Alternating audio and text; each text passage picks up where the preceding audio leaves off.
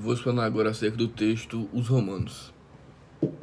Bem, a obra ela faz um apanhado histórico de Roma, desde o seu estágio mais primitivo, ali quando só ocupava as localidades da Península Italiana, até o surgimento da República, monarquia e algumas características do seu direito, né? Inicia- é, Inicialmente, o poder de Roma ele era bastante local, não tinha grandes influências na Península Italiana e outros territórios. Só que com o avanço do tempo, Roma vai ganhando prestígio na Itália e vai conquistando outros territórios. Roma inicialmente era uma monarquia e posteriormente se tornou uma república. Houve a expulsão dos reis e se instaurou-se uma república aristocrata. Aristocrata porque os cargos mais os cargos da república eram ocupados por pessoas assim mais que pertenciam a uma classe mais prestigiada. Posteriormente à república foi se instaurado o Império Romano, que não teve grandes modificações com o antigo regime, e teve o surgimento da figura do imperador, que todos os outros cargos, toda a sociedade em si, estaria submisso a essa figura do imperador. Com o avanço territorial de Roma, ela vai entrando em contato, vai conquistando outras culturas e outros povos. E um desses foi a Grécia. Chegando lá, os romanos encontraram um sistema jurídico totalmente diferente do deles e bem desorganizado em comparação ao deles.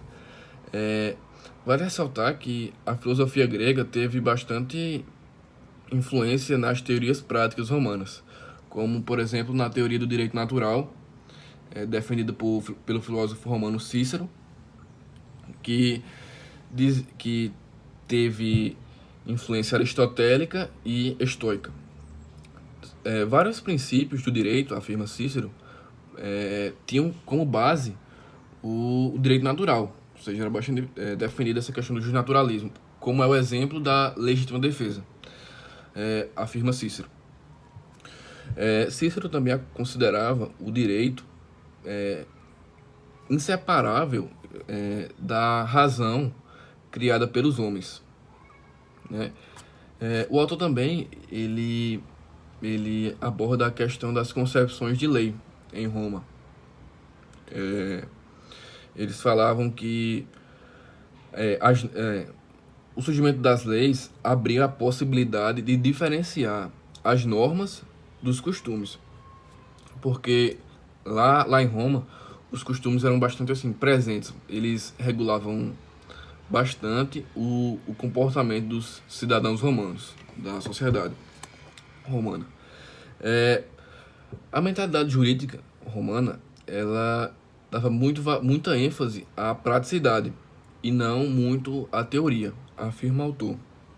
Ele também explana acerca das concepções de igualdade, porque vale ressaltar que a sociedade romana não era uniforme, era bastante desigual, falando em classe social. Ou seja, a concepção de justiça não era igual para todos. Por exemplo, a concepção de justiça seria diferente para uma classe X, menos prestigiada, e para outra teria outra concepção. Ou seja, ela teria base, a justiça teria base no status social, na sua classe. O autor também afirma outras teorias do direito romano, como por exemplo a teoria da pena, que a opinião romana sobre os atos merecedores de punição teve bastante influência grega, né? E os atos cometidos pelos indivíduos, os atos acometidos pelos indivíduos, eles teriam mais relevância no direito do que a sua fala, né? E também o autor explana acerca da teoria da propriedade, que antigamente o autor divide em três concepções de propriedade: uma mais arcaica, a clássica e a pós-clássica.